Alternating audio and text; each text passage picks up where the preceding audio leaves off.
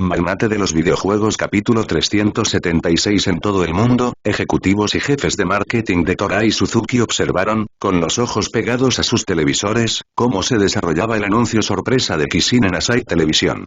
La tensión era palpable, una mezcla de curiosidad y cautelosa aprensión. Para muchos en la industria, Kissin no era solo un competidor. Era una fuerza a tener en cuenta. En Europa, Estados Unidos e incluso partes de Asia, el dominio de Kissin había fomentado una percepción de la empresa como un gigante poderoso, a veces visto con cierto grado de intimidación. Su influencia se extendió más allá de las consolas y los juegos de PC, impregnando campañas de marketing e incluso cobertura mediática a través de medios como Kissin Power. Esta arrogancia percibida, nacida de un éxito prolongado, había creado una brecha entre Kissin y algunos de sus rivales, especialmente en sus sucursales en el extranjero. Toray Suzuki, en particular, mantuvieron a Kissin a distancia. Sus ejecutivos estadounidenses y europeos a menudo albergaban malas opiniones sobre las tácticas agresivas de Kissin y su percibido distanciamiento. Sin embargo, en medio del malestar general, persistía una pizca de curiosidad. La reputación de innovación de Kissin era innegable y su anuncio sorpresa tenía el potencial de revolucionar el panorama de los juegos una vez más. Sin embargo, la tensión en el aire no fue alimentada únicamente por la animosidad. Los desarrolladores de software, si bien reconocieron la presencia intimidante de Kissin, también reconocieron su innegable innovación y las oportunidades que ofrecían sus platinas. No todas las empresas los veían con miedo. Algunos los vieron como colaboradores, socios para ampliar los límites del juego. Esta imagen matizada de la industria, con sus relaciones complejas y perspectivas diversas, fue lo que hizo que la revelación de Kissin fuera tan cautivadora. ¿Sería otra demostración de fuerza que solidificaría el dominio de Kissin? Toray Suzuki, los antiguos rivales de Kissin, habían estado sintiendo la presión durante años. Ambas compañías habían visto sus presupuestos reforzados por juntas directivas ambiciosas, deseosas de desafiar el dominio de Kissin. Esto había llevado a importantes inversiones en investigación y desarrollo, que culminaron con la creación de sus propias consolas de próxima generación. Potentes bestias de 128 bits cuyo lanzamiento provisional estaba previsto para finales de 2000 o principios de 2001. Sin embargo, la inesperada revelación de Kissin encendió un nuevo fuego en los estómagos de Toray Suzuki. La amenaza de otro gigante de Kissin asomando en el horizonte, envuelto en secreto, los impulsó a reevaluar sus estrategias. ¿Podrían acelerar sus propios lanzamientos? ¿Podrían robarse el protagonismo de la gran revelación de Kissin al lanzar al mercado sus propias ofertas de 128 bits antes? En todo Japón, las salas de estar y las oficinas quedaron en silencio mientras Televisión Asahi transmitía el tan esperado anuncio de Kissin. En la pantalla, se desarrolló un deslumbrante caleidoscopio de animaciones. Vibrante arte de píxeles en 2D que se transforma en cautivadoras secuencias en 3D, que culminan en el icónico logotipo de Kissin y una silueta del propio Shinro Suzuki. Shin emergió de las sombras digitales, su rostro juvenil brillando debajo de una chaqueta Kissin casualmente desabrochada. La camiseta debajo presentaba un divertido patrón de Super Mario y sus pantalones hacían eco del logo de la compañía. Fue un guiño sutil a la audiencia de jugadores, un indicio de la pasión que impulsó la innovación de Kissin. Es hora, declaró Shin, su voz resonando en millones de parlantes. Hizo una pausa, permitiendo que el peso de sus palabras se calmara antes de continuar. He estado observando la reciente ola de interesantes productos de videojuegos y debo decir que estoy profundamente impresionado. Como si fuera una señal, las proyecciones holográficas se materializaron en medio del arremolinado paisaje digital, imitando los diseños portátiles de los dos principales competidores de Kissin. Shin los reconoció con una sonrisa irónica. Y por supuesto, como líder indiscutible en el mundo de los videojuegos, Kissin no lo seguiría simplemente, se rió entre dientes, con un brillo en los ojos. No, esta noche marcamos el comienzo de una nueva era. Un grito ahogado colectivo recorrió a los espectadores cuando la escena pasó a un cofre del tesoro bañado en un brillo místico. Con los ojos pegados a la pantalla, los espectadores contuvieron la respiración. Los jugadores, en particular, se inclinaron hacia adelante, con la anticipación grabada en sus rostros. Con una floritura, Shin se acercó al cofre y, con un chasquido teatral, abrió la tapa. En el interior, envuelta en lujoso terciopelo, había una caja elegante y compacta. Lenta y deliberadamente, Shin levantó la caja, revelando sus secretos a la cautivada audiencia. Mientras Shin levantaba con cuidado la tapa de la pequeña caja, un silencio colectivo se apoderó de la audiencia. La anticipación crepitaba en el aire, alimentada por los meses de especulaciones y rumores que habían precedido a este momento. Cuando Shin presentó el KSP, una computadora de mano elegante y compacta que descansaba en su palma, la anticipación flotaba en el aire. Los espectadores se acercaron, ansiosos por captar cada detalle. Las dimensiones aparecieron en la pantalla. 6,7 pulgadas por 2,9 pulgadas, solo 0,9 pulgadas de grosor. Una pantalla LCD TFT de 4,3 pulgadas de tamaño generoso dominaba el centro, flanqueada por botones intuitivamente colocados a cada lado. Esto, declaró Shin, sosteniendo el KSP en alto, es el KSP. Los jugadores entrecerraron los ojos ante la pantalla. El diseño parecía familiar, una computadora de mano como las del pasado, pero con una pantalla más amplia y más inmersiva que la que ofrecían Torao Suzuki. Una ola de alivio invadió a los ejecutivos de Toray Suzuki que miraban desde sus propias pantallas. La pantalla de KSP, aunque impresionante, no fue el salto innovador que temían. Pero su alivio duró poco. Cuando Shin encendió el KSP, el logotipo de Kishin y una llamativa introducción de animación de KSP aparecieron en la pantalla. Entonces, se materializó la interfaz KSP, elegante e intuitiva. Aquí puedes explorar las posibilidades, dijo Shin, con una sonrisa que irradia confianza. La música, por ejemplo. Shin se rió entre dientes, seleccionando la opción de música. Una melodía llenó la habitación y la funcionalidad del KSP comenzó a conquistar incluso a los escépticos. Luego, el bombazo. Navegación por Internet, anunció Shin, navegando a un navegador KSP y accediendo al sitio web de Kishin. Un grito ahogado colectivo recorrió la audiencia. ¿Navegando en una computadora de mano? Exclamó un jugador, haciéndose eco de los pensamientos de millones. Incluso Toray Suzuki no pudieron ignorar las capacidades en línea del KSP. Aunque impresionado, Suzuki mantuvo su ventaja. Tenemos pantalla táctil. Dibujar sobre la marcha, algo que KSP no puede ofrecer. ¿Qué pasa con los juegos? Los espectadores, especialmente los jugadores, pensaron al unísono. La anticipación crujió en el aire cuando Shin se dirigió al elefante en la habitación. ¿Qué pasa con los juegos? Preguntó, su voz haciendo eco de la pregunta no formulada en la mente de todos. Navegó hasta la categoría de juegos, una deslumbrante variedad de iconos llenaban la pantalla. Hemos precargado una selección de títulos gratuitos, incluido este. Shin seleccionó Angry Birds y el juego se materializó sin esfuerzo. Un murmullo de interés recorrió la audiencia. El público se acercó y su escepticismo inicial dio paso a una curiosidad genuina. Entonces, ¿cómo se juega? Preguntó, su sonrisa se ensanchó. Es simple. Solo usa tus dedos. Extendió la mano y tocó suavemente la pantalla. Los gritos de asombro estallaron en todo el mundo visual cuando la pantalla táctil del KSP cobró vida. Bajo las yemas de los dedos de Shin, la onda estaba controlada, una onda lista para lanzar un proyectil de plumas hacia los cerdos desprevenidos. Capítulo 377. Otra sorpresa y conclusión. Una oleada de sorpresa recorrió la audiencia cuando Shin reveló la joya escondida del KSP. Una pantalla táctil.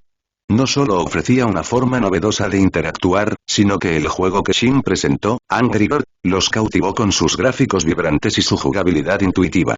Observaron, fascinados, cómo Shin lanzaba hábilmente proyectiles emplumados hacia imponentes estructuras verdes, enviando ladrillos a la dispersión en una satisfactoria cascada. Y eso es solo el comienzo, declaró Shin, su voz teñida de emoción. Con un toque, salió de Angry Birds y lanzó otro icono. Un grito ahogado colectivo surgió de la multitud cuando las familiares rodajas de fruta de Fruit Ninja se materializaron en la pantalla. Los dedos de Shin bailaron sobre la superficie del KSP, cortando jugosos mangos y sandías con una satisfactoria lluvia de píxeles. El entusiasmo del público alcanzó un punto álgido cuando presentó Flappy Bird, el fenómeno del juego gratuito. Sus vítores estallaron cuando Shin maniobró el pájaro pixelado a través de un traicionero grupo de tuberías, esquivando por poco desastre tras desastre. Con una floritura, alcanzó una puntuación de 48, una hazaña respetable que recibió un estruendoso aplauso. Lo que los espectadores no sabían era que la sencilla jugabilidad de Flappy Bird pronto se convertiría en una fuente de diversión y frustración para muchos jugadores. Shin, disfrutando de la energía positiva, continuó su presentación, su voz ahora infundida con una nueva confianza. El KSP, con su innovadora pantalla táctil y atractivos juegos, estaba demostrando ser un éxito y no podía esperar para revelar sus otras interesantes características. Pero eso no es todo, declaró Shin, con un brillo travieso en sus ojos. El hambre de entretenimiento de KSP no se limita a los juegos preinstalados. Puedes ampliar tu biblioteca con las tarjetas de juego de KSP. Anunció, tocando una ranura en el dispositivo, esta es su puerta de entrada a una biblioteca de títulos nostálgicos de Kissin. Con un gesto, conjuró una pantalla holográfica que mostraba una deslumbrante variedad de títulos. Super Mario, Sonic the Hedgehog e incluso Mortal Kombat aparecieron en la pantalla, provocando murmullos emocionados de la audiencia. La perspectiva de revivir sus favoritos de la infancia en un elegante dispositivo portátil era demasiado buena para resistirse. Pero las sorpresas no terminaron ahí. Shin reveló una ranura un disc detrás del KSP, un portal a un mundo de juegos de consola. Para aquellos que anhelan los últimos juegos, anunció, KSP adopta los juegos de consola con compatibilidad con discos. Títulos como Silent Hill, Need for Speed e incluso Valve 98 se materializaron en la pantalla, provocando oleadas de vítores entre la multitud. Esta doble compatibilidad, que ofrece opciones tanto innovadoras como nostálgicas, solidificó la posición de KSP como potencia de los juegos. Shin, disfrutando de la emoción palpable de la audiencia, siguió adelante, ansioso por revelar otras características increíbles de la computadora de mano. La presentación por parte de Shin de las características del KSP había encendido un fuego de entusiasmo entre la comunidad de jugadores japonesa. Los rumores surgieron en las redes sociales y los fanáticos elogiaron su innovadora pantalla táctil, su diversa biblioteca de juegos y su nostálgica compatibilidad con discos.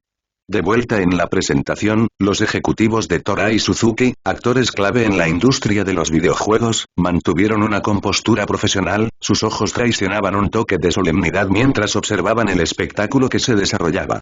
Incluso los espectadores en casa, pegados a televisión Asahi, asumieron que las sorpresas de Kissin habían llegado a su fin.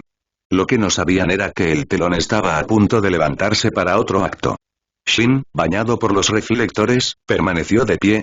Hizo un gesto floricioso y la escena se disolvió en una deslumbrante animación 3D. Un cofre dorado, adornado con diamantes centelleantes, cayó en picado desde el cielo, aterrizando con un suave ruido sordo ante Shin. Los jugadores, con el corazón palpitante de anticipación, sabían que esto no era solo otra floritura. Sin embargo, sus mentes ya estaban llenas de preguntas. El que resonó con más fuerza. ¿Qué podría eclipsar la brillantez del KSP? Los principales ejecutivos del sector de los videojuegos, Toray Suzuki, también sintieron un escalofrío de curiosidad. El KSP, una maravilla portátil, ya había superado sus expectativas.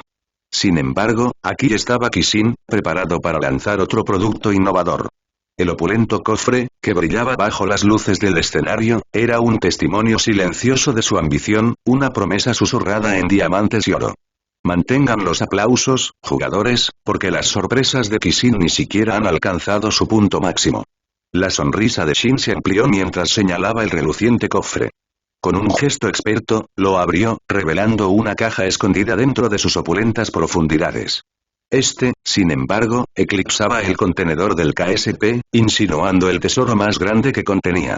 La anticipación crujió en el aire cuando Shin levantó la caja con reverencia. Su peso sustancial y su ancho de 11 pulgadas provocaron un murmullo de especulaciones entre la audiencia. Los jugadores, con el pulso acelerado, llegaron colectivamente a la misma conclusión. Esto no era un mero accesorio. Esta era una consola. Con cuidado, Shin colocó la caja en el escenario y, con un gesto teatral, retiró el cartón. Un logotipo estampado en la elegante carcasa del dispositivo confirmó sus sospechas. No era simplemente otra computadora de mano. Era el KS2, la próxima evolución del legado de juegos de Kissin. La sonrisa traviesa de Shin se hizo más amplia.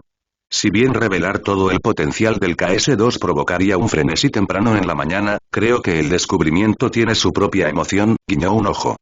Piensen en ello como una aventura que espera desarrollarse en sus salas de estar. Digamos que la KS2 traspasa los límites de lo que puede ser una consola. Prepárense para sorprenderse, jugadores. Una oleada de gemidos afables se apoderó de los espectadores, rápidamente reemplazados por un zumbido renovado. La perspectiva de descubrirlo, de descubrir el potencial del KS2 con sus propias manos, era casi tan emocionante como la revelación inicial. Cuando el segmento sorpresa de Kishin llegó a su fin, la pantalla mostró un mensaje tentador. KSP y KS2. Próximamente. Sin fecha, sin detalles, solo una promesa susurrada en píxeles. Sin embargo, para los jugadores fue suficiente. Su sangre vibraba con la emoción de lo desconocido, la anticipación ya pintaba imágenes vívidas de mundos pixelados y aventuras épicas. Sabían que la espera solo alimentaría el fuego. Una ola de entusiasmo se extendió por la comunidad de jugadores de Japón con la presentación del KSP. Su innovadora pantalla táctil, su diversa biblioteca de juegos y sus funciones de reproducción de música habían encendido un fuego en 1999. Pero el revuelo no se detuvo allí. Kishin tenía una sorpresa mayor guardada. La KS2, la última consola de 128 bits de Kishin, se catapultó al centro de atención. Se convirtió en el tema más candente en los foros en línea e incluso se infiltró en conversaciones más allá de los típicos círculos de jugadores. La promesa de gráficos de vanguardia, una jugabilidad inmersiva y un nuevo capítulo en el legado de Kishin cautivó tanto a los entusiastas de la tecnología como a los jugadores ocasionales. El KSP, aunque eclipsado por su hermano mayor, se mantuvo firme. Su diseño elegante, su innovadora interfaz de pantalla táctil y la capacidad de funcionar como reproductor de música portátil lo convirtieron en un compañero deseable para el entretenimiento en movimiento. Fue un testimonio de la versatilidad de Kishin, que atiende tanto a los jugadores incondicionales como al consumidor ocasional. La anticipación flotaba en el aire entre la comunidad de jugadores japonesa. Mientras que Kishin próximamente. El avance provocó entusiasmo, la falta de una fecha de lanzamiento concreta para KSP y KS2 dejó a los jugadores ansiosos colgados. Llegó agosto, un mes silencioso que no ofrece novedades oficiales más allá del teaser. Sin embargo, lejos de apagar su entusiasmo, la espera solo alimentó el revuelo. Los murmullos sobre el KSP y el KS2 se intensificaron, extendiéndose más allá de las fronteras de Japón. Llegó agosto, envuelto en silencio, pero el revuelo se negó a disminuir.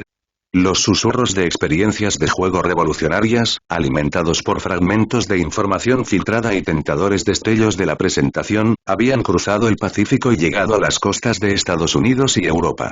Incluso los jugadores en algunas partes de Asia se enteraron de la tormenta inminente, y su curiosidad despertó por los rumores de una computadora de mano innovadora y una consola poderosa como ninguna otra.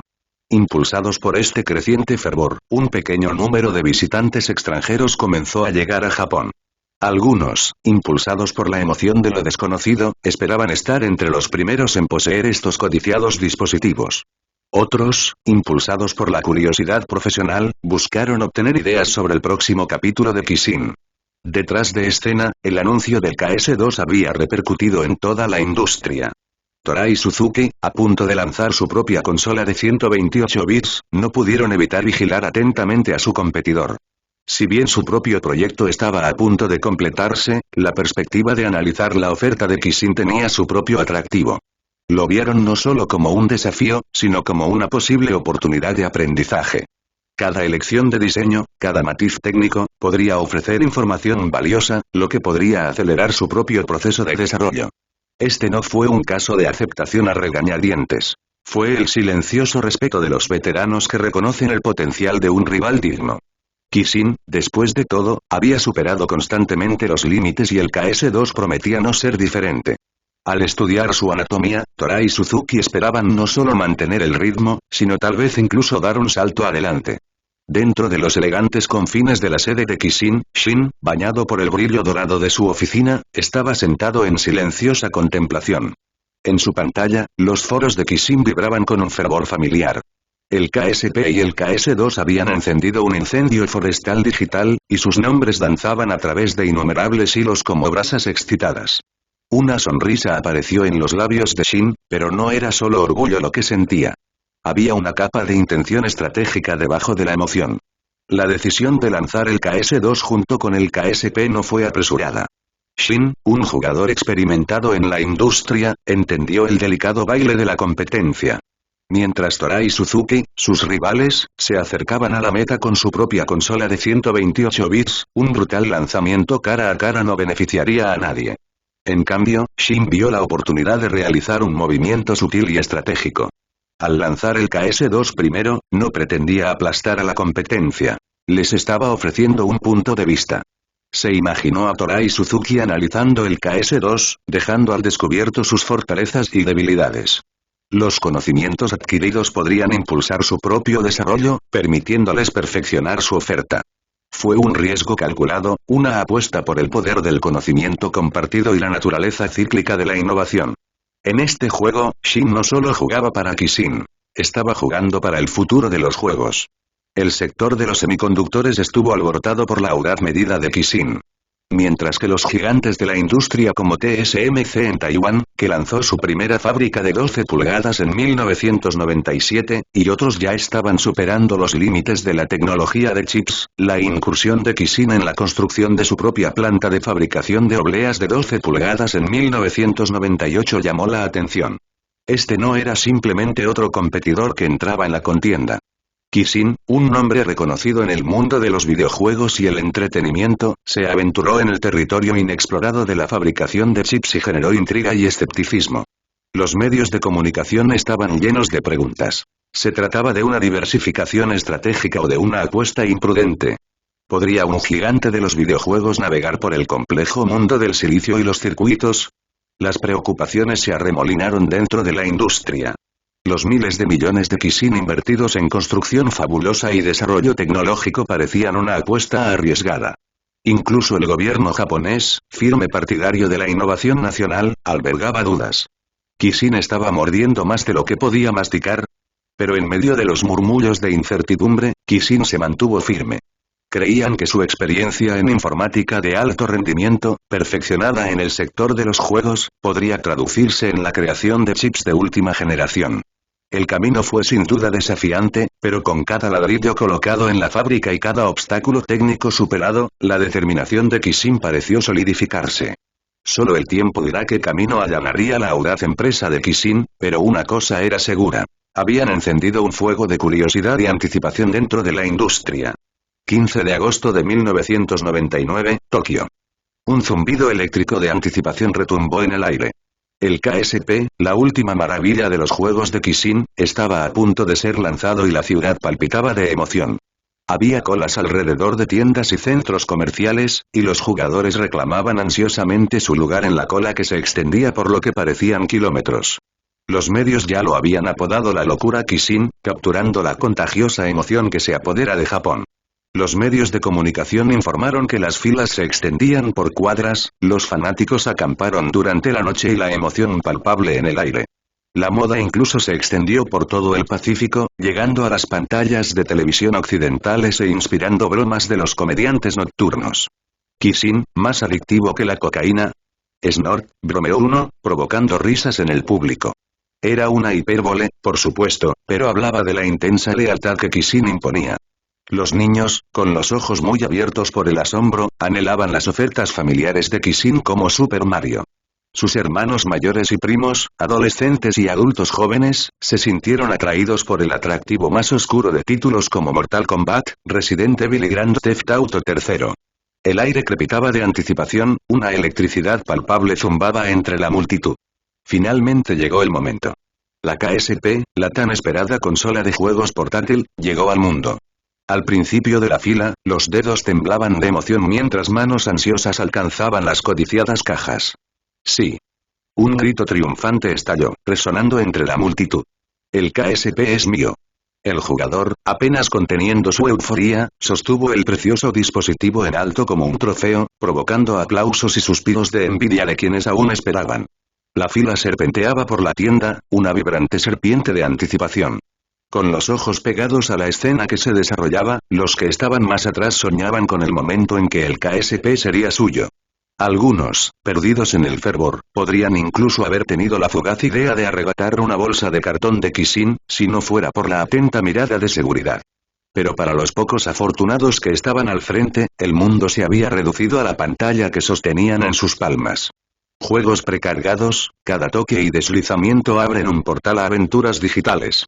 Fruit Ninja, con su jugoso toque de fruta en rodajas, hizo que los dedos bailaran por la pantalla. Angry Bird, una sinfonía de proyectiles emplumados y torres derrumbándose, produjo una satisfacción extraña y alegre. La marea de jugadores en las tiendas Kishin en todo Japón, particularmente en Tokio, parecía más un océano agitado que una ola que retrocedía. Incluso cuando el reloj avanzaba hacia la tarde del primer día del KSP, las colas serpenteaban por las tiendas, sin mostrar signos de disminuir. El aire vibraba con una mezcla de anticipación y frustración. Un anuncio repentino crujió en lo alto, cortando el ansioso murmullo. Debido a la abrumadora demanda, el KSP está actualmente agotado. Un gemido colectivo recorrió las líneas, las manos agarrando las bolsas de cartón vacías de Kissin que tan tentadoramente habían estado colgando a su alcance. Las maldiciones, tanto murmuradas como coloridas, comenzaron a marcar la atmósfera. Algunos jugadores se desplomaron decepcionados, con los ojos pegados a su computadora de mano Ultimate Suzuki que se oscurecía, mientras que otros discutieron con empleados exasperados de la tienda, desesperados por salvar su día. Los equipos de noticias, que pululaban por la escena como buitres digitales, capturaron a la multitud quejándose, sus rostros incrédulos y sus gestos frustrados plasmados en las pantallas de televisión. Incluso Shin, observando en silencio el caos que se desarrollaba desde la comodidad de la sala de estar de su mansión, no pudo evitar sorprenderse. Al parecer, la locura del KSP había superado incluso sus proyecciones más optimistas. Las colas frente a las tiendas Kissin, las imágenes de jugadores decepcionados, el constante zumbido de conversaciones en línea relacionadas con KSP. Era una sinfonía de publicidad inesperada, orquestada por el deseo insaciable de toda una generación. El lanzamiento del KSP en Japón fue una oleada de anticipación que se estrelló en costas ansiosas y dejó cifras récord a su paso. En su primer día, la asombrosa cantidad de 420.000 unidades salieron de los estantes y, en 3 días, esa cifra se disparó a 1 millón. Fue un tsunami de ventas, aún más notable considerando el elevado precio del KSP de $499, lo que se traduce en unos considerables 58.000 yenes. Para algunos, el precio astronómico dejó a algunos sorprendidos. ¿58.000 yenes por una computadora de mano? Los murmullos desaparecieron. Eso es más de la compra de un mes. Pero para otros, el atractivo del KSP era innegable. La tecnología de vanguardia, una pantalla táctil receptiva, compatibilidad con clásicos nostálgicos de 8 y 16 bits junto con potencias modernas de 32 bits, hechizó a los jugadores jóvenes y mayores. Estas no fueron solo compras casuales. Eran declaraciones de pasión. Cada KSP en manos ansiosas representaba un anhelo de aventuras pixeladas, una nostalgia por tiempos más simples y una emoción por la tecnología de vanguardia. Era un dispositivo que prometía unir generaciones, ofreciendo un escape a mundos digitales a la vez familiares y estimulantes. Sí, el KSP rompió barreras en precio y demanda. Pero más allá de los números, hablaba de un hambre más profunda, un anhelo de conexión y escapismo a través de la magia de los juegos. Mientras el KSP dominaba los titulares, un ejército silencioso de jugadores esperanzados permanecía acampado frente a las tiendas Kissin, con la vista puesta en el esquivo KS2. El atractivo de jugar juegos con calidad de consola como Silent Hill y Need for Speed en una computadora de mano era innegable. Pero en medio de clásicos establecidos como Super Mario Bros. Mario Kart, Sonic the Hedgehog y The Legend of Zelda, para KSP, una nueva generación de títulos de Kissin estaba cautivando silenciosamente a las masas.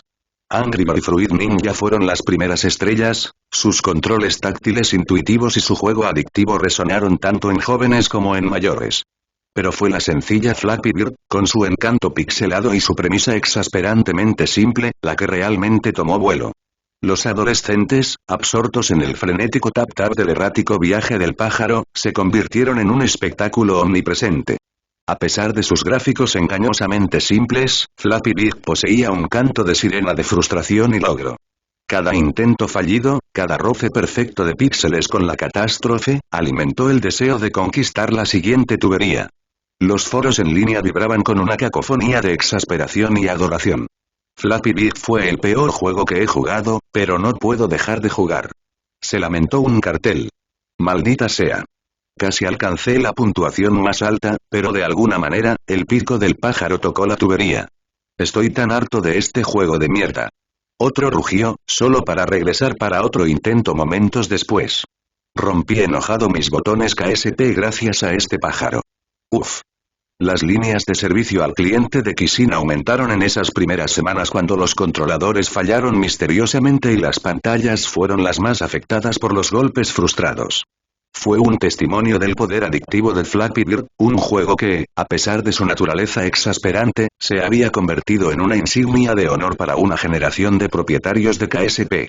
Shin observaba los foros en línea con indiferencia y diversión, con una leve sonrisa jugando en sus labios. La furia pixelada de millones, alimentada por un simple juego llamado Flappy Bird, era un entretenimiento de otro tipo. Su empresa, Kissin, había tropezado con una mina de oro, no en el juego en sí, sino en el esperado frenesí que encendió. Botones rotos, pantallas rotas, KSP arrojados. El equipo de servicio al cliente estaba abrumado, luchando por mantenerse al día con la afluencia de víctimas del campo de batalla digital. Cada dispositivo que funcionaba mal representaba a un jugador frustrado, un testimonio de la naturaleza exasperantemente adictiva del juego. Sin embargo, en su desesperación, sin saberlo contribuyeron a las arcas de Kissin, y cada reparación agregaba un ladrillo más a la creciente fortaleza financiera de la compañía. Shin mantuvo una imagen pública de feliz ignorancia. Las entrevistas lo describieron como un innovador, sorprendido por la popularidad del juego e ignorante de su potencial destructivo. Ofreció tópicos sobre el juego responsable, desviando la culpa y cambiando sutilmente el enfoque hacia la durabilidad inherente del KSP. Los dispositivos rotos, sugirió, fueron simplemente accidentes desafortunados. Sin embargo, detrás de la fachada cuidadosamente curada, Shin era un jugador de ajedrez que imitaba a Magnus Carlsen. Había reconocido el potencial adictivo de Flappy Bird desde el principio, empujando sutilmente su ubicación en la biblioteca preinstalada. Sabía la frustración que generaría, la rabia que provocaría pantallas rotas y llamadas frenéticas al servicio de atención al cliente. Capítulo 380. Pergaminos antiguos. El vertiginoso éxito del KSP en Japón no fue una isla aislada. Su ola de entusiasmo pronto se estrelló contra las costas de América. Apenas unas semanas después de su debut japonés, el KSP aterrizó en suelo estadounidense, armado con un poderoso acuerdo de distribución con gigantes minoristas como Walmart y Target.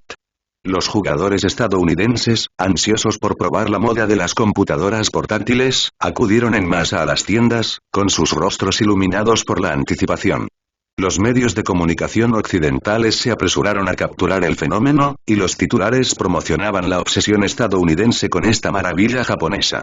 Los jugadores estadounidenses, ansiosos por probar la moda de las computadoras portátiles, acudieron en masa a las tiendas, con sus rostros iluminados por la anticipación.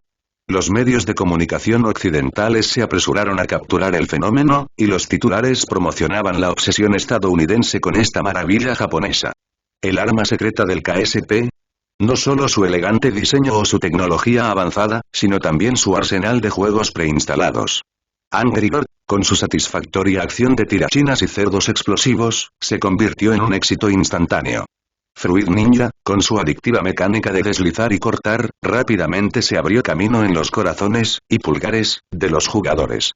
Y luego estaba Flappy Bird, el juego engañosamente simple que hizo que la nación golpeara furiosamente, maldijera y vitoreara a partes iguales. Lo que sorprendió a muchos fue el inesperado cambio demográfico provocado por estos juegos aparentemente simples. En Japón, las chicas de secundaria, que no suelen ser ávidas jugadoras, se sintieron cautivadas por el flujo zen de Fruit Ninja y el desafío frustrantemente adictivo de Flappy Bird. Estos juegos, desprovistos de historias complejas o batallas pixeladas, ofrecían un tipo diferente de emoción. Una rápida explosión de dopamina con cada golpe y toque, perfecto para un breve descanso o una reunión informal. El KSP, con su diversa biblioteca de juegos, estaba rompiendo estereotipos y reduciendo la división de los videojuegos. Ya no se trataba solo de jugadores incondicionales. Los jugadores ocasionales e incluso aquellos que anteriormente se habían considerado reacios a los juegos se sintieron atraídos por la pantalla brillante y los controles intuitivos del KSP. El explosivo éxito de KSP en Japón tuvo repercusiones en toda la industria. Los gigantes de los videojuegos, las corporaciones Toray y Suzuki, se dieron cuenta y sus analistas analizaron diligentemente la fórmula mágica de la computadora de mano. Los desarrolladores de juegos, con sus oídos atentos a los vientos del cambio, comenzaron a olfatear el potencial de títulos como Fruit Ninja, Flappy Bird y Angry Bird. Estos juegos aparentemente simples, que carecían de narrativas épicas y dragones pixelados, estaban cautivando a una audiencia completamente nueva, y los gigantes de la industria no estaban dispuestos a perder el ritmo. Si bien el elegante diseño y la tecnología de vanguardia del KSP, como la revolucionaria pantalla táctil, sin duda jugaron un papel en su triunfo, a los ojos de los expertos, los juegos casuales eran un as escondido bajo la manga de Kishin. A diferencia de los complejos juegos de rol o los intensos shooters que dominan el mercado, estos títulos ofrecían accesibilidad y gratificación instantánea. Un golpe rápido en Fruit Ninja, un toque frenético en Flappy Bird, un satisfactorio lanzamiento de tirachinas en Angry Bird. Cada estallido de emoción del tamaño de un bocado fue perfecto para un momento robado o un encuentro informal. La conectividad en línea del KSP también jugó un papel inteligente. Las tablas de clasificación de juegos preinstaladas mostraban las puntuaciones altas de otros usuarios de KSP, añadiendo una capa de competencia amistosa a la mezcla. En 1999, cuando los juegos en línea apenas estaban dando sus primeros pasos, esta característica simple aprovechó un deseo naciente de conexión y derechos de fanfarronear, alimentando aún más el atractivo del KSP. En medio del frenesí casual de Fruit Ninja y el encanto nostálgico de los títulos clásicos, una bestia diferente se agitó dentro del ecosistema KSP.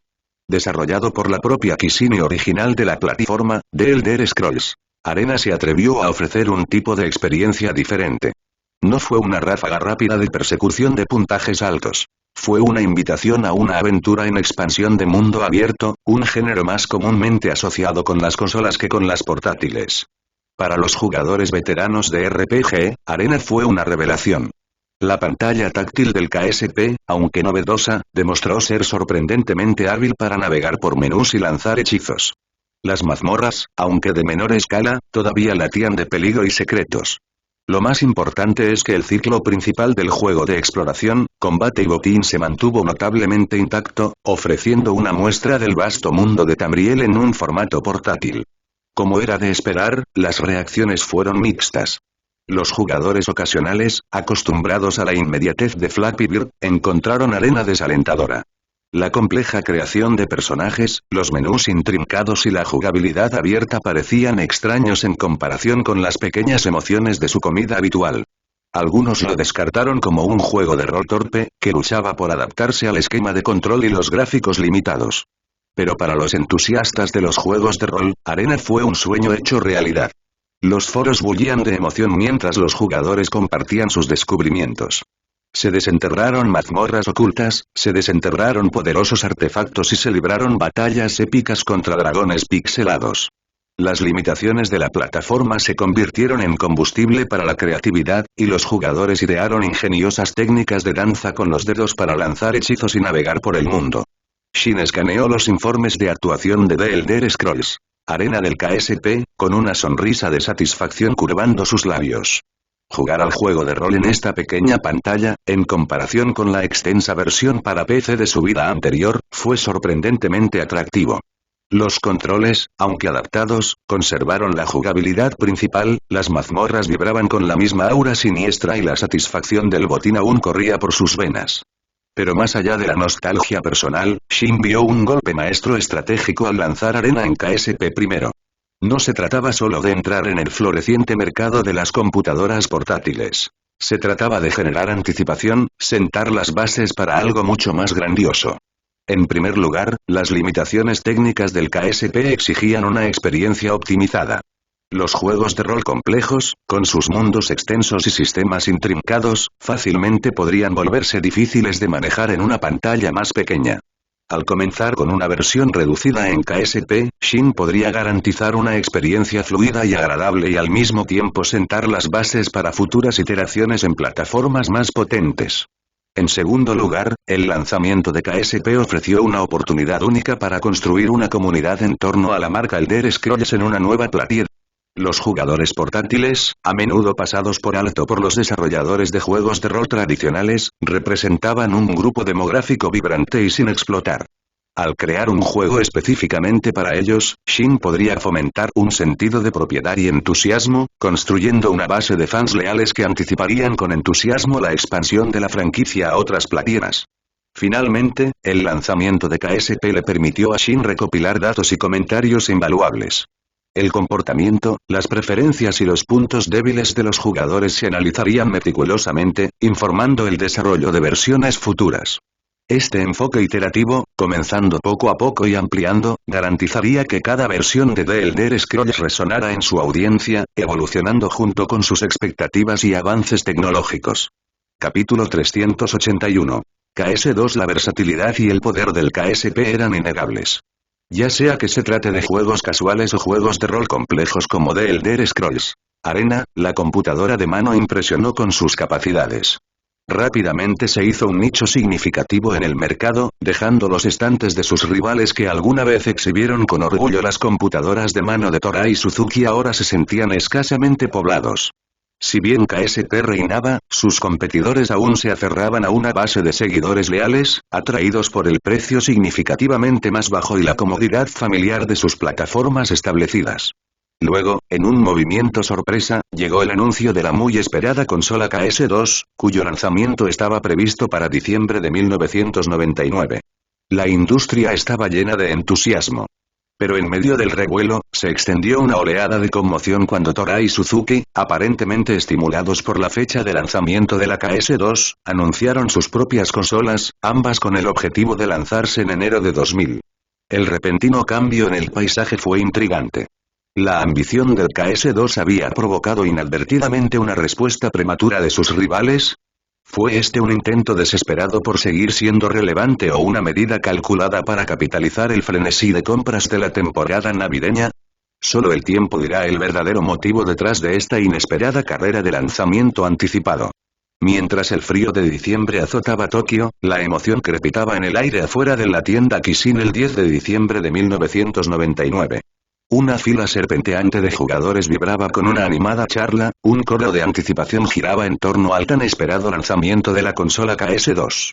Los anuncios de televisión habían dejado entrever los partidos inaugurales, alimentando el fuego de su entusiasmo. Los comerciales de televisión habían desatado un torrente de anticipación por los títulos de lanzamiento del KS2, y estos madrugadores ya estaban analizando la alineación. ¿Viste Celestia? ¿Recuerdas su debut en SKS? Ahora en KS2, será increíble. Declaró uno, su voz teñida de nostalgia. Hombre, no puedo esperar para tener en mis manos a Celestia. Intervino uno, su voz teñida de emoción. ¿Recuerdas lo bueno que fue el lanzamiento de SKS? Como una bomba de nostalgia. Sí, pero sinceramente, me encanta Resident Evil 3, replicó otro. ¿No se lanzó 2 hace varios meses? Deben haber ideado algo especial para 128 bits. Tiene sentido, coincidió un tercero, asintiendo. Pero para mí, el verdadero misterio es un detalle. Escondido al final de la lista, como un secreto escondido a plena vista. De alguna manera, se siente especial. Siguió una risita escéptica. El último en la lista generalmente significa el final del barril, ¿no? Probablemente simplemente no merece atención. No, el último en este caso solo significa sorpresa, respondió otro jugador, con un brillo travieso en sus ojos. Título nuevo, territorio inexplorado. Vale la pena entusiasmarse. Algo nuevo merece una oportunidad, ¿verdad? La línea murmuró de acuerdo, la perspectiva de una joya escondida añadiendo otra capa de emoción a la atmósfera ya eléctrica. A medida que el sol ascendía, el zumbido se hizo más fuerte, alimentado por la anticipación y la promesa tácita de nuevos mundos esperando ser explorados dentro del pulido caparazón del KS2. Cuando las puertas de la tienda Kissin se abrieron, una oleada de emoción impulsó a Kondo Ichirou hacia adelante. No era un experto en tecnología y no estaba particularmente cautivado por los rumores que rodeaban las características innovadoras de KSP. Para Ichirou, el atractivo era más simple, más puro. La emoción de una consola nueva, la puerta a innumerables mundos virtuales esperando a ser explorados. Después de meses de anticipación, el KS2 finalmente estuvo a su alcance. Navegó por la bulliciosa tienda con facilidad, un camino familiar por innumerables visitas a Kissin.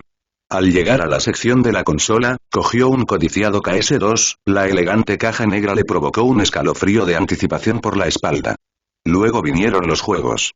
Filas tras filas de paisajes pixelados y criaturas fantásticas me llamaban la atención.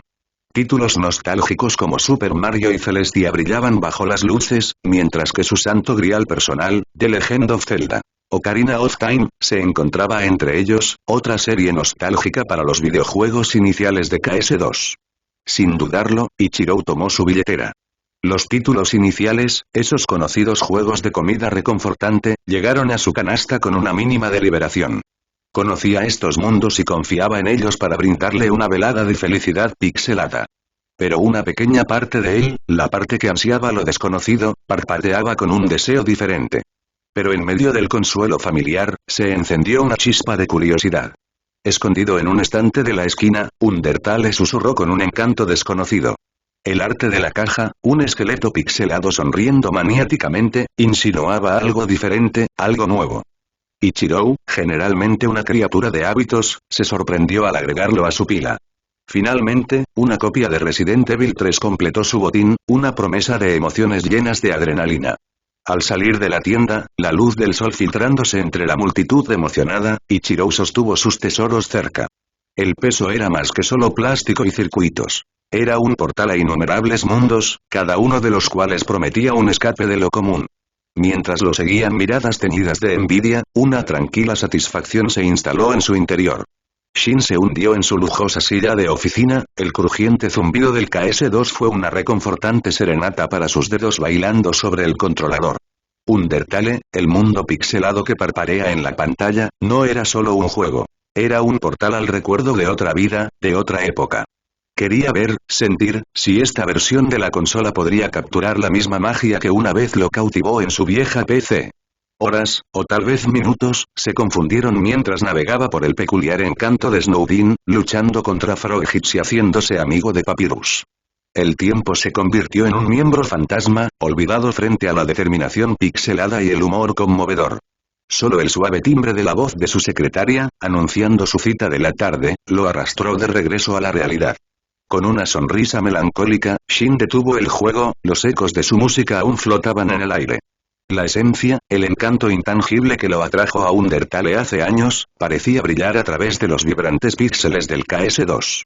Si los jugadores de este mundo sentirían la misma atracción, esa chispa de conexión, seguía siendo un delicioso misterio.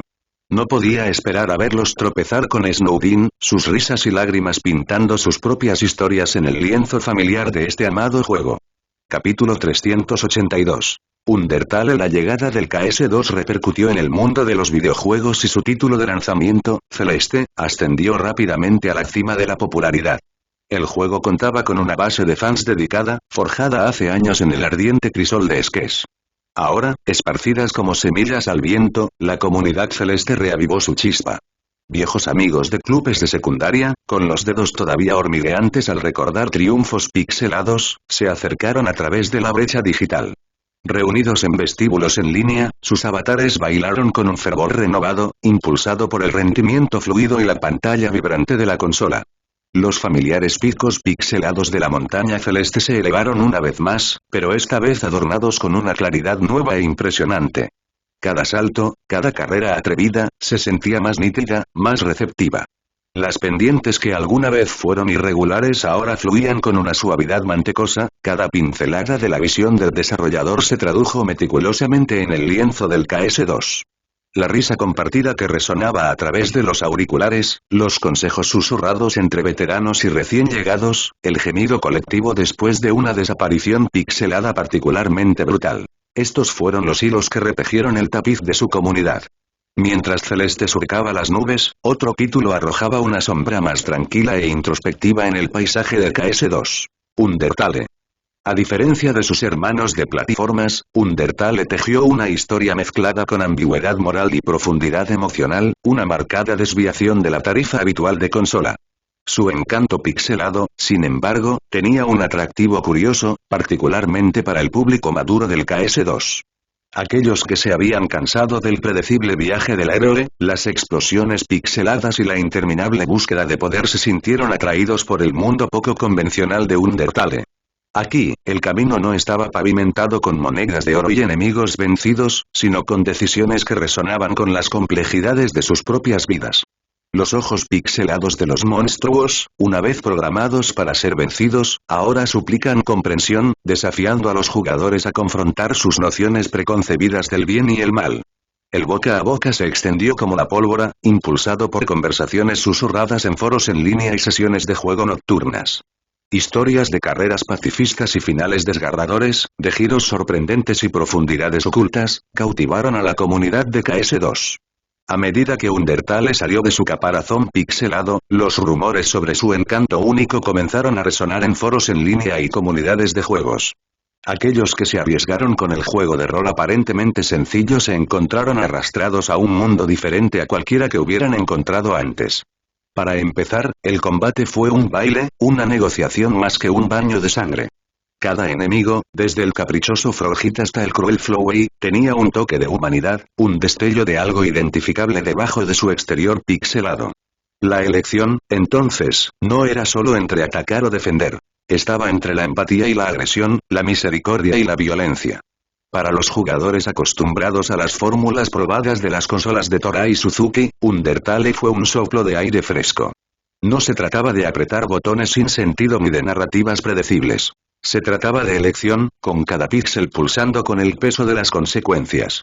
El foro Kissin estuvo lleno de discusiones, llenas de consejos, trucos y análisis sinceros del núcleo emocional de Undertale. Sin embargo, una publicación en particular provocó una oleada de intriga en la comunidad. El usuario afirmó haber descubierto un camino oculto, una ruta secreta que conducía a un final retorcido. Una carrera de genocidio, lo llamaron, donde cada monstruo, desde el más pequeño hasta el jefe final, encontró su desaparición pixelada. Pero la verdadera sorpresa aguardaba al final. Independientemente de la elección final del jugador, el juego supuestamente fallaría, dejándolos mirando una pantalla en blanco, un testimonio escalofriante de las consecuencias de sus acciones. Intrigados por esta fruta prohibida, otros jugadores iniciaron sus propias cacerías. Los pasillos familiares de los mapas de Undertale adquirieron un nuevo y sombrío propósito, transformados en cotos de caza para cada rincón oculto que pudiera albergar un encuentro con un monstruo. Buscando XP, como los entrenadores Pokémon en la hierba alta, para subir de nivel. Undertale, con su sencillo encanto de 8 bits, había desatado una tormenta de curiosidad y dilemas éticos. El juego, que alguna vez fue un soplo de aire fresco, ahora se convirtió en un crisol donde los jugadores lucharon con sus propios demonios internos, cuestionando la definición misma de victoria y las consecuencias de sus elecciones. A medida que Undertale se profundizaba en los corazones de los jugadores, un curioso murmullo comenzó a resonar en los foros en línea. Los jugadores de vista aguda, veteranos de la era Kissin Skes, comenzaron a notar asombrosas similitudes entre el peculiar encanto de Undertale y el querido clásico, Earthbound. La jugabilidad, con sus batallas por turnos, diálogos extravagantes y personajes extravagantes, parecía casi un eco pixelado del título anterior. Las ciudades caprichosas, el humor peculiar, la forma en que el mundo respondió a tus elecciones. Todo susurraba una melodía familiar pero distinta. Las discusiones en los foros de Kissin estuvieron repletas de análisis y especulaciones. ¿Fue Undertale un sucesor espiritual, una reinvención moderna del querido clásico? ¿O fue simplemente una convergencia coincidente de mentes creativas? La verdad, por supuesto, se encontraba en algún lugar del nebuloso reino de la inspiración creativa. Después de todo, ambos juegos llevaban el estandarte de Kissin, un linaje compartido que inevitablemente arroja una sombra sobre sus identidades individuales. Las similitudes, sin embargo, sirvieron como un encantador puente entre generaciones de jugadores. Los veteranos de la era Earthbound encontraron un consuelo familiar en los paisajes pixelados y el humor peculiar, mientras que los recién llegados al legado de los juegos de rol de Kissin descubrieron una joya escondida que resonaba con sus propias sensibilidades. El ADN compartido, lejos de ser un punto de discordia, se convirtió en una fuente de disfrute compartido y conversaciones nostálgicas a través de la brecha digital. Capítulo 383. Guerra de precios. Las repercusiones que surgieron de las últimas ofertas de Kissin, el KSP y el KS2, fueron innegables. Ambos productos habían captado firmemente la atención de la comunidad de jugadores, en particular la muy esperada consola KS2. El revuelo a su alrededor era palpable, un testimonio de su potencial para convertirse en un punto de inflexión en la industria. Undertale, un título aparentemente sencillo, cautivó tanto a jugadores como a desarrolladores. Su punto de venta único. Narrativas ramificadas que permitieron a los jugadores forjar su propio camino, eligiendo rutas buenas, neutrales o incluso malas. Este nivel sin precedentes de agencia de jugadores nunca se había visto antes y estaba llamando la atención. Undertale no era solo un encantador juego de rol pixelado. Fue un experimento audaz en la narración que desafió la noción misma de lo que podría ser un videojuego. Otros estudios, incluidos los gigantes de los videojuegos Toray y Suzuki, no pudieron ignorar la chispa creativa que encendió. El éxito del juego, basado en la innovación y la originalidad, sirvió como un claro recordatorio de la presencia dominante pero en constante evolución de Kissin en la industria. Toray y Suzuki, impulsados por la llegada de KSP y KS2 de Kissin, intensificaron el desarrollo de su propia consola de 128 bits. Al reconocer el potencial de esta nueva generación, intentaron capitalizar el creciente entusiasmo y al mismo tiempo crear su propio nicho en el mercado. El primero en atacar fue Tora, que lanzó su consola en enero de 2000. Con un precio ligeramente inferior al de la KS2, Tora se jactó de que tenía un rendimiento comparable al de la KS2 y apuntó a la base de fans leales de Kissin y Suzuki. El lanzamiento generó un gran revuelo, con jugadores ansiosos por experimentar la nueva era de los juegos. La oferta de Suzuki, que llegó poco después, adoptó un enfoque diferente. Con un precio ligeramente inferior al de Toray y Kissin en Japón, buscaba democratizar la experiencia de 128 bits para una audiencia más amplia. Con estas tres potencias lanzando sus sombreros al ring, el año 2000 marcó el verdadero inicio de la era de los 128 bits.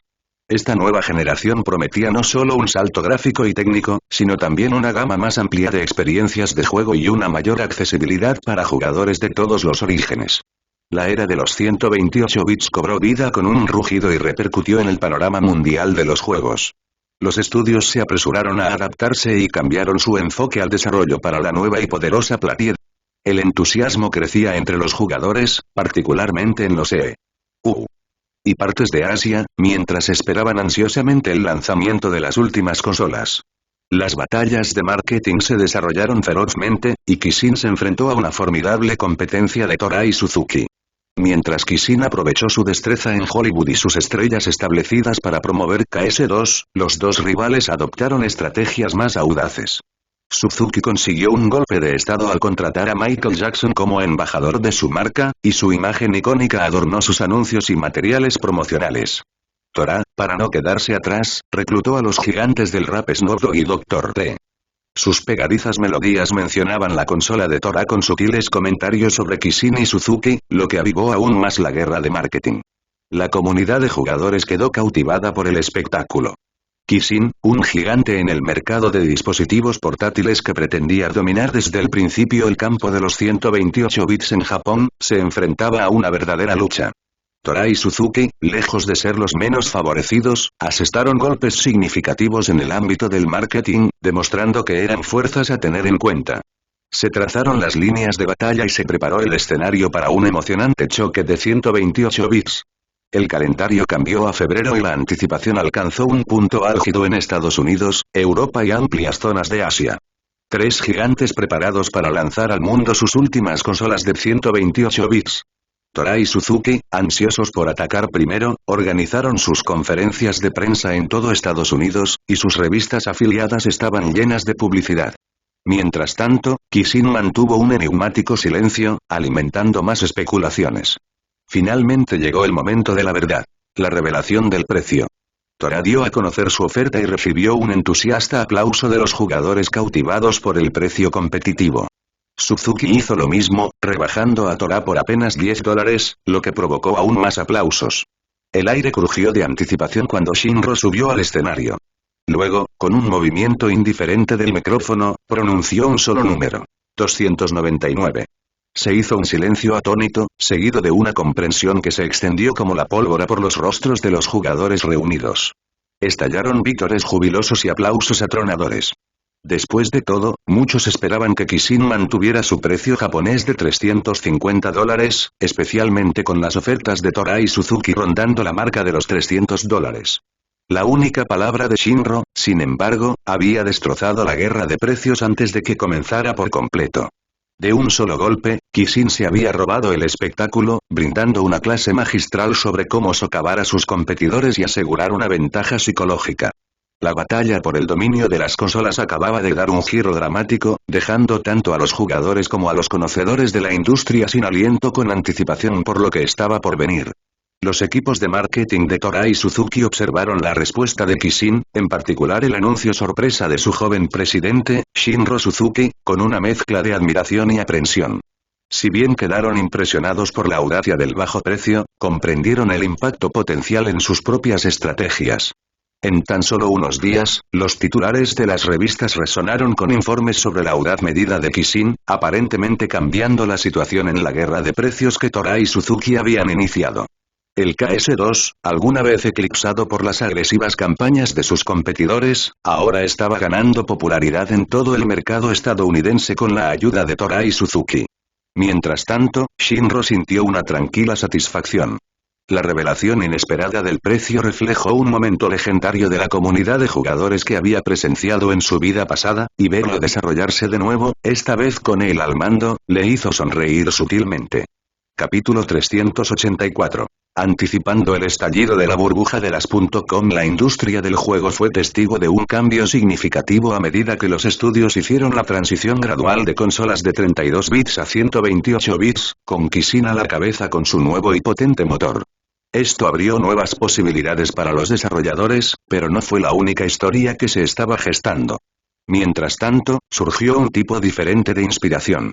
El inesperado éxito de Undertale, un juego independiente de 8 bits encantador pero engañosamente simple, demostró que una narración cautivadora y una jugabilidad innovadora pueden prosperar fuera del ámbito de los gráficos de alta gama. Este éxito animó a los estudios más pequeños y a los desarrolladores independientes, ofreciéndoles la oportunidad de perseguir sus visiones creativas. Ingrese a Unreal Engine, un software de desarrollo de juegos versátil que era accesible incluso para jugadores más pequeños.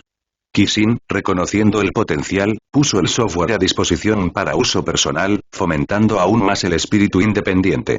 Sin embargo, había un problema. Para los juegos desarrollados en Unreal Engine con ventas inferiores a 100.000 unidades, Kishin no reclamaría regalías.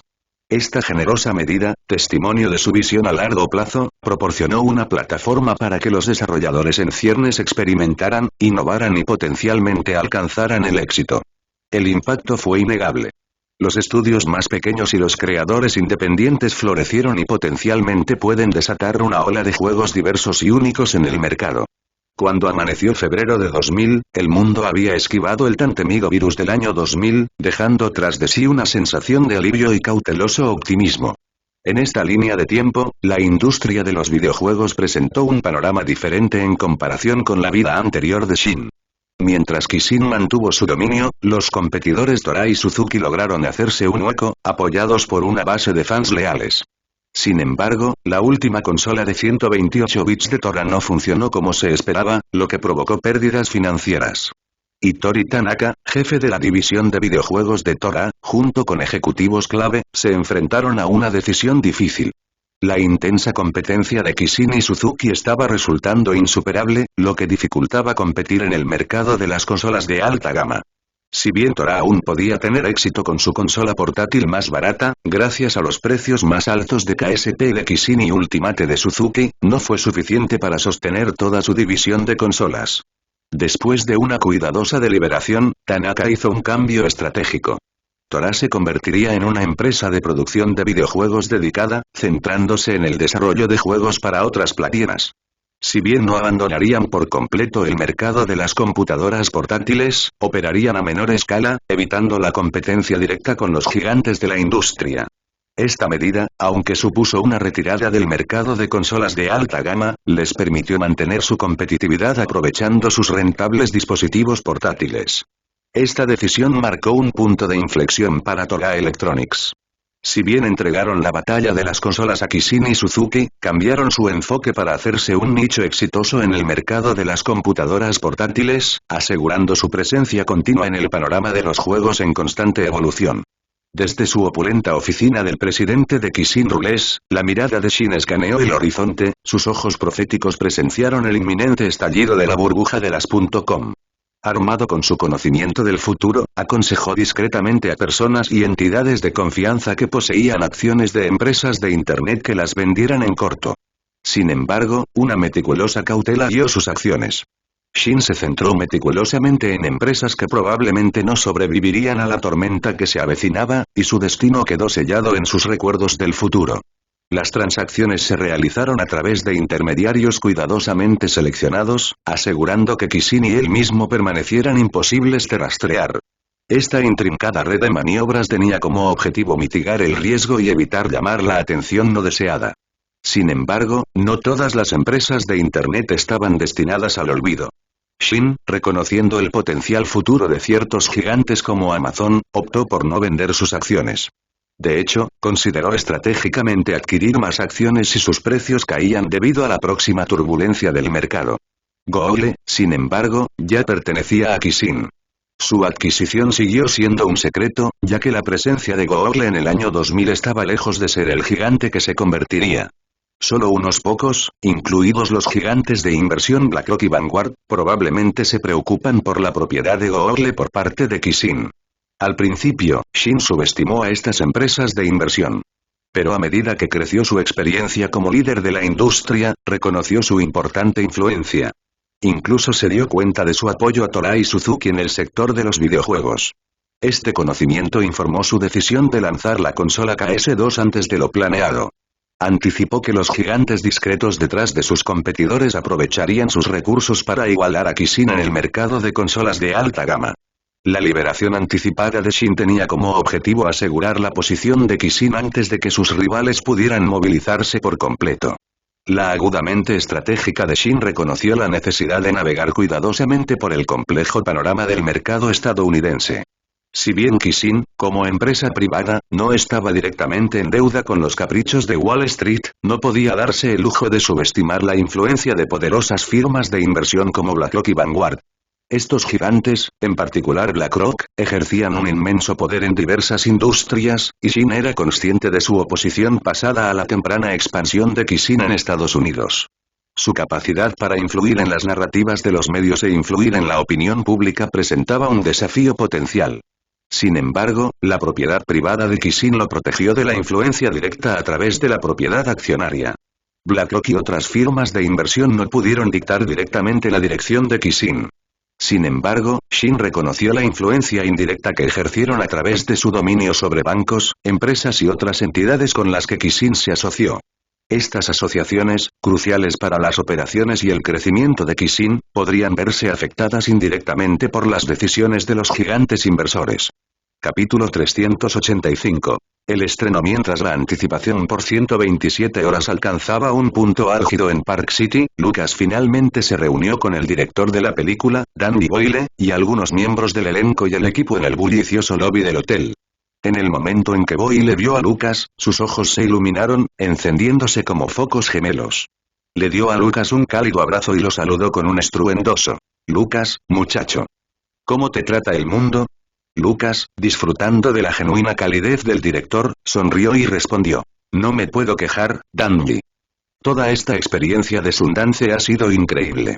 Boyle se rió entre dientes, su rostro reflejado en una mezcla de diversión y curiosidad. «¿Y ya te mantienes ocupada con otro proyecto?» La sonrisa de Lucas se hizo más amplia. «En realidad, sí», admitió. «No puedo contarlo todavía, pero digamos que es un proyecto comercial». Boyle enarcó una ceja y un atisbo de sorpresa cruzó por su rostro. «¿Película comercial, eh? Eso es inesperado. Pensé que te apegarías a tus raíces independientes por un tiempo». Lucas se rió entre dientes. «No te preocupes, las películas independientes siguen siendo mi corazón y mi alma. Pero esta fue especial. No podía dejarla pasar». Boyle, un veterano de la industria, estudió a Lucas con mirada cómplice. Sintió una motivación más profunda acechando bajo la superficie, una fuerza motriz secreta que impulsó a Lucas más allá de la trayectoria típica de un director independiente. Simplemente asintió con la cabeza a Lucas, un reconocimiento silencioso del espíritu ambicioso del joven actor. Entre la multitud del elenco y el equipo, Lucas vio rostros familiares e intercambió cálidos saludos. Estrechó la mano de Kate Mara, su vibrante sonrisa reflejaba la emoción en el aire. Amber Tamblyn, siempre cautivadora, recibió un abrazo amistoso y un rápido intercambio de bromas ingeniosas. Pero un encuentro en particular tuvo un significado especial para Lucas. Fue Aaron Ralston, el héroe de la vida real cuya desgarradora historia de supervivencia impulsó la narrativa de 127 horas. Lucas se acercó a Ralston con una mezcla de admiración y energía nerviosa, extendió una mano y dijo: «Señor Ralston. Es un honor conocerlo. Gracias por confiarme su historia. Ralston le devolvió el abrazo con una cálida sonrisa. Encantado de verte, Lucas, dijo, con voz profunda y firme. Y debo decir que estoy muy emocionado de verte en la pantalla grande. Lucas se rió entre dientes, una burbuja nerviosa pero emocionada subiendo por su pecho. Yo también, repitió, el peso de las palabras de Ralston lo castigaron en medio del torbellino de emociones. El crepúsculo de Sundance pintó el cielo con un vibrante resplandor naranja mientras la sección no competitiva del festival vibraba de anticipación. Películas como The Companion, The Killer Inside Me y la intrigante Headlaw prometieron diversas experiencias cinematográficas, atrayendo a un público curioso durante toda la velada. Entre ellos, High School, protagonizada por Adrian Brody, rebosaba emoción, añadiendo su propia capa de intriga al tapiz de la velada. A medida que la noche avanzaba, la atmósfera se transformó en un murmullo de celebración. El estreno de 127 horas finalmente llegó y la alfombra roja brilló bajo los focos, lista para recibir a sus primeros invitados. Estrellas jóvenes y actores consagrados como Ryan Gosling y James Franco, con los rostros grabados por la emoción del festival, se deslizaron por el sendero carmesí, mientras sus risas y charlas resonaban en el aire fresco de la montaña. Y luego fue el turno de Lucas. Al pisar la alfombra roja después de que el director y el elenco de 127 horas ya habían dejado su huella, sintió un aleteo nervioso en el estómago. Sin embargo, en medio de los flashes de las cámaras y los rostros ansiosos, una sensación de confianza floreció dentro de él. Este era su momento, su viaje culminaba con este único paso hacia el escenario de Sundance. Con una sonrisa que contenía emoción y un toque de aprensión, Lucas caminó por la alfombra roja, mientras el clic de las cámaras y el murmullo de la multitud se mezclaban en una sinfonía de fondo. Cuando Jennifer Lawrence salió del cine después de una tarde vertiginosa de proyecciones fuera de competencia, un zumbido diferente crepitó en el aire. Atrás quedaron los murmullos en torno a High School de Adrian Brody, con la que acababa de posar para una foto amistosa. Este nuevo zumbido vibró con una anticipación tangible, atrayendo a la multitud hacia un punto específico de la alfombra roja. Despertada la curiosidad, Jennifer siguió la corriente de entusiasmo. Al llegar a la fuente, vio el motivo del cambio. 127 horas, estampado en negrita en el cartel de la película. Dirigida por una reciente favorita de los Oscar, el título por sí solo irradiaba intriga.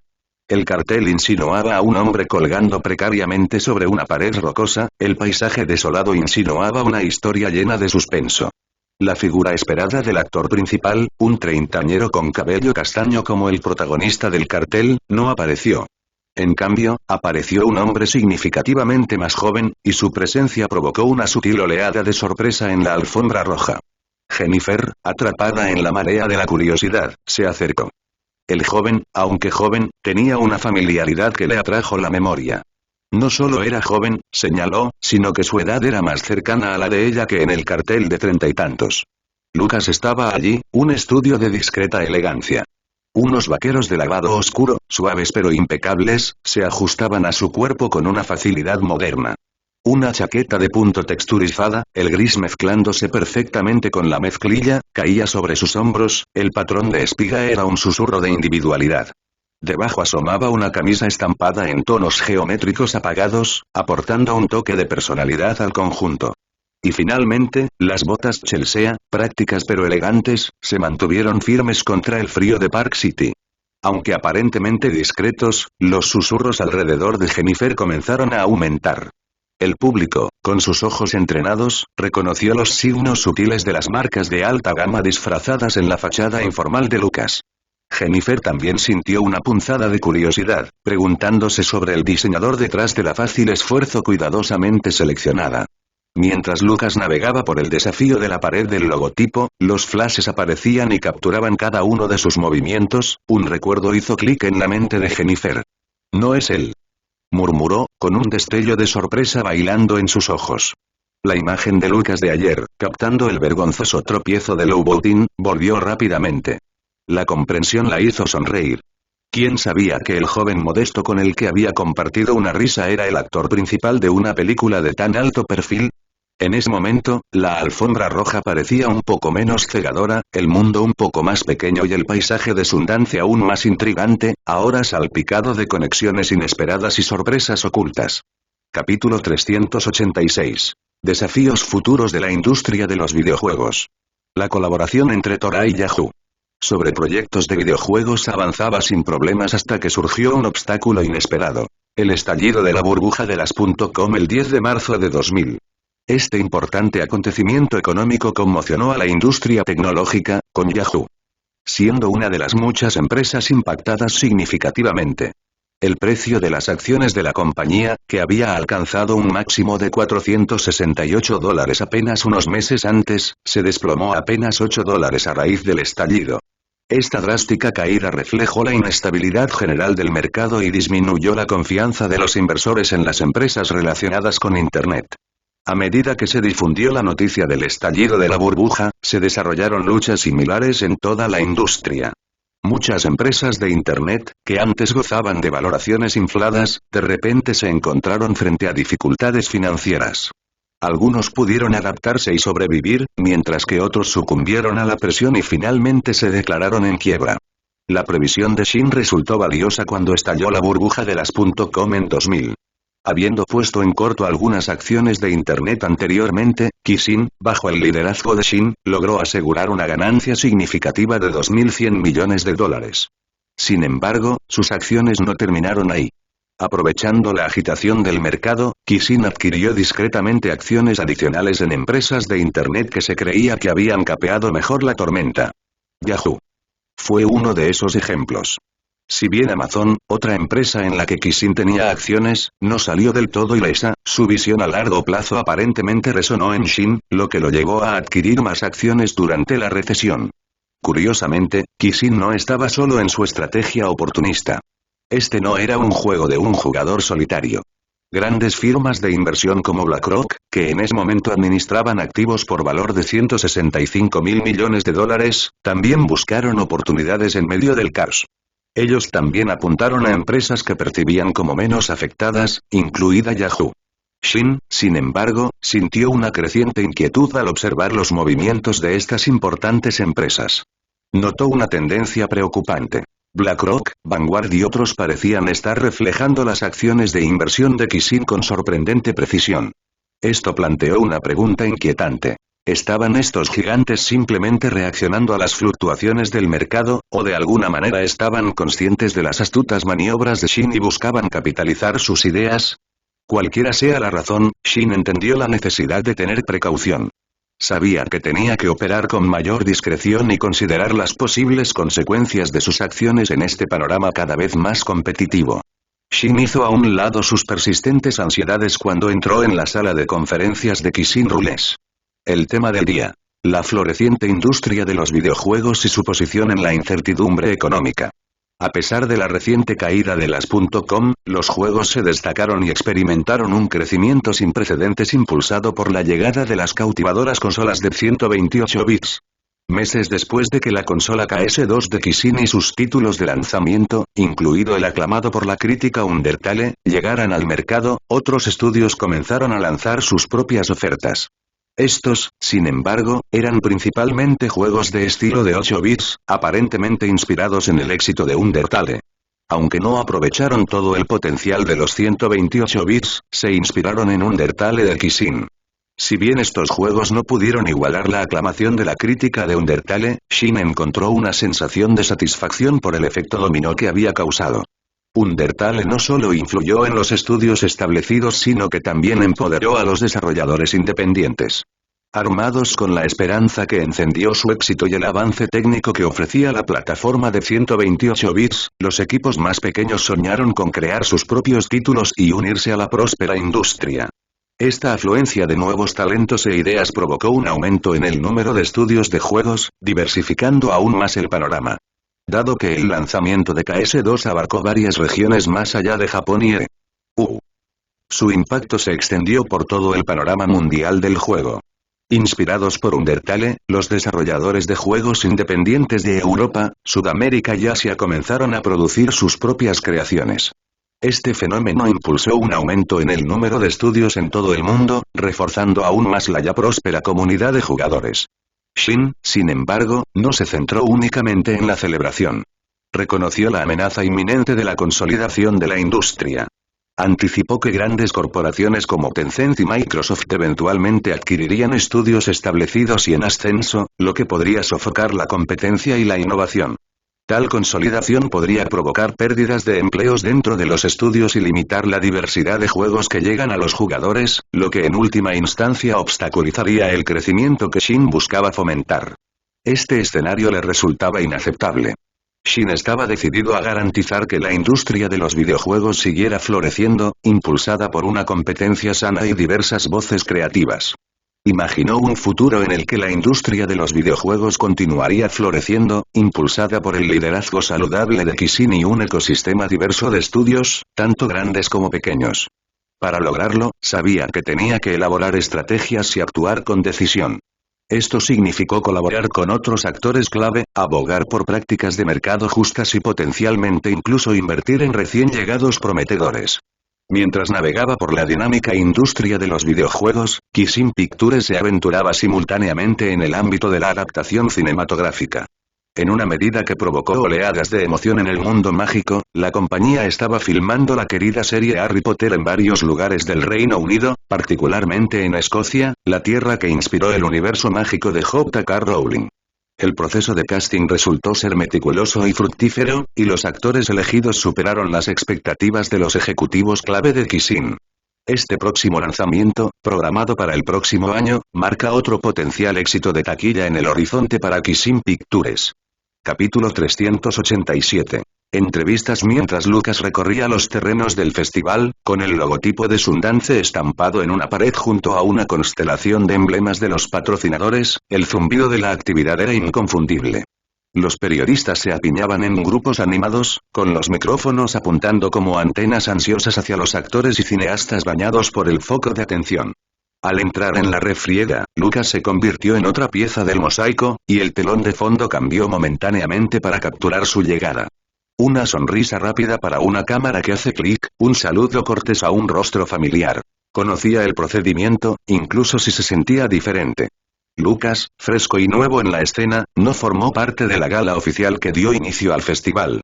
Su nombre aún no se había abierto camino en el panteón de homenajeados y estrellas establecidas. Entonces, cuando llegó para el estreno de 127 Hours, el último trabajo de Danny Boyle, una oleada de sorpresa recorrió la multitud. Murmullos de ¿quién es ese? Mezclado con susurros de parece tan joven. Lucas, imperturbable por el repentino foco de atención, simplemente sonrió. Mientras posaba para las fotografías, sus rasgos juveniles, marcadamente contrastados con el desgastado telón de fondo de la historia que había dado vida, contaban una historia silenciosa de resiliencia y determinación. El brillo juvenil de Lucas, en marcado contraste con el desgastado Aaron que había encarnado en 127 horas, atrajo la atención de los medios experimentados como una polilla a la llama. Entre ellos, Kirk Vonnegut, un crítico veterano de The Hollywood Reporter, no pudo evitar fijarse en el recién llegado mientras subía al escenario. Admiraba el atuendo discreto de Lucas, que dejaba entrever un tranquilo sentido del estilo incluso en medio del frenesí del festival. Cuando Kirk se acercó, confirmó sus sospechas. Este joven de rostro fresco era de hecho el protagonista de la película. El Aaron en la pantalla tenía las marcas del tiempo, grabadas en barba incipiente y leves arrugas, a un mundo de distancia del cabello rubio y los brillantes ojos azules que se encontraron con la mirada de Kirk. Sin embargo, Kirk solo podía maravillarse ante el poder transformador de los maquilladores. Kirk asintió con la cabeza hacia Anne y luego recordó que el director de la película 127 horas de hecho elogió al actor principal durante la noche de estreno en Sundance. Bienvenido al redil de Sundance, joven, saludó Kirk a Lucas, quien acababa de salir de una sesión de fotos vertiginosa. Al darse cuenta del comportamiento reservado de Lucas, añadió: soy Kirk Vonnegut, de The Hollywood Reporter. Un breve asentimiento y un Lucas Knight. Encantado de conocerte fue la respuesta. Kirk se rió entre dientes ante la cortés formalidad, un agradable contraste con el habitual frenético festival.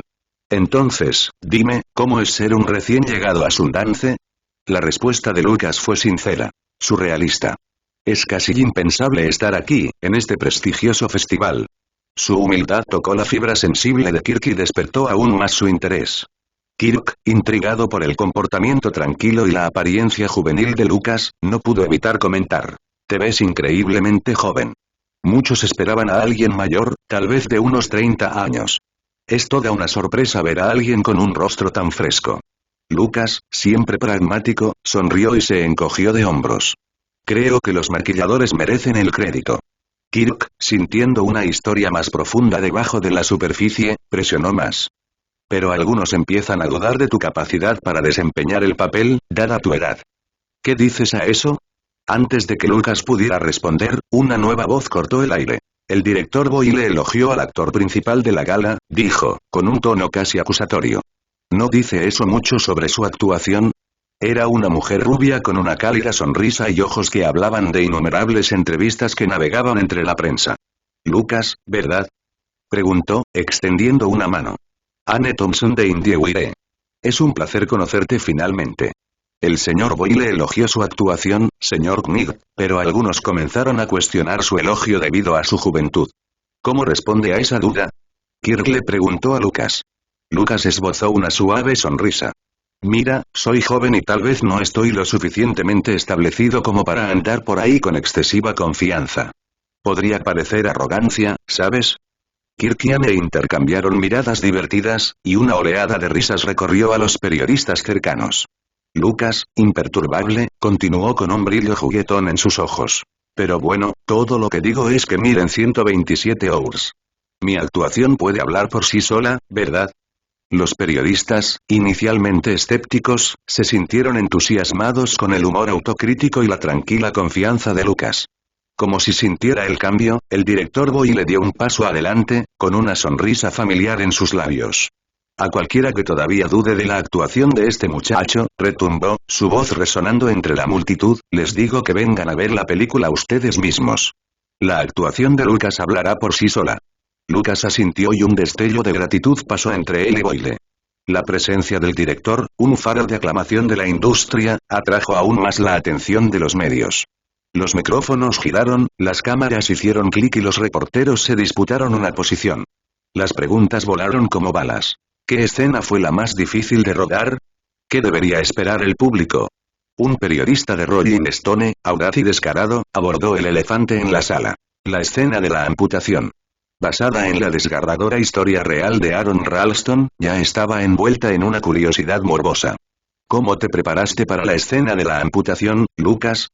Lucas, todavía disfrutando del resplandor de las palabras de Boyle, ofreció una respuesta confiada pero humilde. Lo di todo, y si esa escena resulta demasiado desgarradora, bueno, te sugiero que cierres los ojos. Una risa escapó de sus labios, repetida por la voz retumbante de Boyle. Eso sí, bromeó el director, no es para los débiles de corazón. La actuación de Lucas fue tan buena, que algunos miembros del equipo no pudieron aguantar después. Ese tentador dato despertó el interés de los críticos. La anticipación zumbaba en el aire, una mezcla de curiosidad morbosa por la escena de la amputación y asombro genuino por el joven actor que se había ganado el respeto de un director ganador del Oscar. Los flashes de las cámaras pintaron a Lucas bajo un intenso foco de atención, un marcado contraste con el nervioso recién llegado que había sido momentos atrás. Al otro lado de la multitud, James Franco, otro asistente a Sundance, observó la escena con un destello de emociones complejas. Mientras Lucas disfrutaba del centro de atención, un destello de envidia cruzó el rostro de James Franco, un sentimiento que rápidamente suprimió. No estaba allí para competir, se recordó, solo para celebrar el arte. Mientras tanto, Jennifer Lawrence, recién llegada de su propio éxito en Sundance con Winter's Bone, observó cómo se desarrollaba la escena con una mezcla de diversión y admiración. El joven al que inicialmente había desestimado por considerarlo un civil ahora atraía tanta atención como ella. Su engreída idea de ser el raro talento joven de Sundance se desvaneció cuando vio a Lucas, apenas mayor que ella. Quizás ella no era el único talento joven poco común que Sundance había desenterrado, quizás esta modesta recién llegada, apenas mayor que ella, tenía una chispa igual de brillante. La ceremonia de apertura se acercaba y la conferencia de prensa llegó a su fin a regañadientes. Pero los susurros persistieron, un coro de anticipación por 127 horas y la actuación del joven actor que dio vida a la historia de Aaron Ralston.